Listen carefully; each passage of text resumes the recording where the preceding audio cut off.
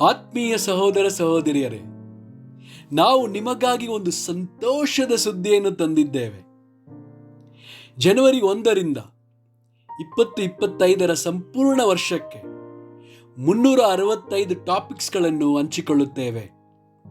ಪ್ರತಿದಿನ ಒಂದು ಟಾಪಿಕ್ ಮತ್ತು ಅದಕ್ಕೆ ಸಂಬಂಧಿಸಿದ ವಚನಗಳನ್ನು ಹಂಚಿಕೊಳ್ಳುತ್ತೇವೆ. ಇದನ್ನು ಕೇಳಿ ಧ್ಯಾನಿಸಿ ಆಶೀರ್ವಾದ ಹೊಂದಬೇಕೆಂದು ಪ್ರೋತ್ಸಾಹಿಸುತ್ತೇನೆ. ದಯವಿಟ್ಟು ಸಬ್ಸ್ಕ್ರೈಬ್ ಮಾಡಿ ನಿಮ್ಮ ಸ್ನೇಹಿತರೊಂದಿಗೆ ಹಂಚಿಕೊಳ್ಳಿ.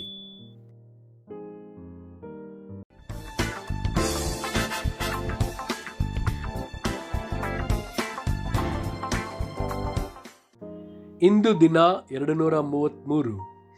ಟಾಪಿಕ್ ದೇವರ ವಾಕ್ಯ ಉಲ್ಲಂಘಿಸುವುದು. ಜ್ಞಾನೋಕ್ತಿಗಳು 13 ವಚನ 13. ದೇವರ ವಾಕ್ಯವನ್ನು ಉಲ್ಲಂಘಿಸುವವನು ನಾಶವಾಗುವನು. ಆಜ್ಞೆಯನ್ನು ಭಯಭಕ್ತಿಯಿಂದ ಕೈಕೊಳ್ಳುವವನು ಸುಫಲವನ್ನು ಹೊಂದುವನು. ಮತ್ತಾಯ 7 ವಚನ 26ರಿಂದ 27.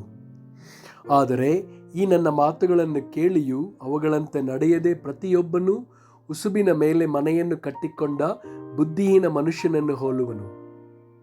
ಕಟ್ಟಿದ ಮೇಲೆ ಮಳೆ ಸುರಿಯಿತು, ಹಳ್ಳಗಳು ಬಂದವು, 4 ಕಡೆಯಿಂದ ಗಾಳಿ ಬೀಸಿ ಆ ಮನೆಗೆ ಹೊಡೆಯಿತು. ಆಗ ಅದು ದುಡುಮ್ಮನೆ ಕಡ್ಕೊಂಡು ಬಿತ್ತು.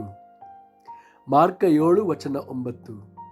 ಆತನು ಇನ್ನೂ ಅವರಿಗೆ, ನೀವು ನಿಮ್ಮ ಸಂಪ್ರದಾಯವನ್ನು ಹಿಡಿದು ನಡೆಸುವುದಕ್ಕಾಗಿ ದೇವರ ಆಜ್ಞೆಯನ್ನು ವ್ಯರ್ಥ ಮಾಡುತ್ತೀರಿ. ಬಹು ಚೆನ್ನಾಗಿದೆಯಲ್ಲವೇ? ಇಬ್ರಿಯರಿಗೆ 2 ವಚನ 1.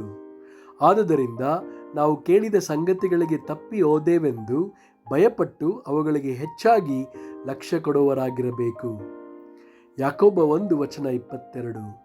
ವಾಕ್ಯದ ಪ್ರಕಾರ ನಡೆಯುವವರಾಗಿರಿ, ಅದನ್ನು ಕೇಳುವವರು ಮಾತ್ರವೇ ಆಗಿದ್ದು ನಿಮ್ಮನ್ನು ನೀವೇ ಮೋಸಗೊಳಿಸಬೇಡಿರಿ. ಪ್ರಕಟಣೆ 3 ವಚನ 8. ನಿನ್ನ ಕೃತ್ಯಗಳನ್ನು ಬಲ್ಲೆನು, ನಿನಗಿರುವ ಶಕ್ತಿ ಕೊಂಚವಾಗಿದ್ದರೂ ನೀನು ನನಗೆ ಸೇರಿದವನಲ್ಲವೆಂದು ಹೇಳದೆ ನನ್ನ ವಾಕ್ಯವನ್ನು ಕಾಪಾಡಿದ್ದರಿಂದ ಇಗೋ ನಿನ್ನೆದುರಿನಲ್ಲಿ ಒಂದು ಬಾಗಿಲನ್ನು ತೆರೆದಿಟ್ಟಿದ್ದೇನೆ, ಯಾರೂ ಅದನ್ನು ಮುಚ್ಚಲಾರರು. ಆಮೋಸ 8 ವಚನ 11. ಕರ್ತನಾದ ಯೆಹೋವನು ಇಂತೆನ್ನುತ್ತಾನೆ, ಆಹಾ, ನಾನು ದೇಶಕ್ಕೆ ಕ್ಷಾಮವನ್ನು ಉಂಟು ಮಾಡುವ ದಿನಗಳು ಬರುತ್ತಿವೆ. ಅದು ಅನ್ನದ ಕ್ಷಾಮವಲ್ಲ, ನೀರಿನ ಕ್ಷಾಮವಲ್ಲ, ಯೆಹೋವನ ವಾಕ್ಯಗಳ ಕ್ಷಾಮವೇ. ಆಮೇನ್.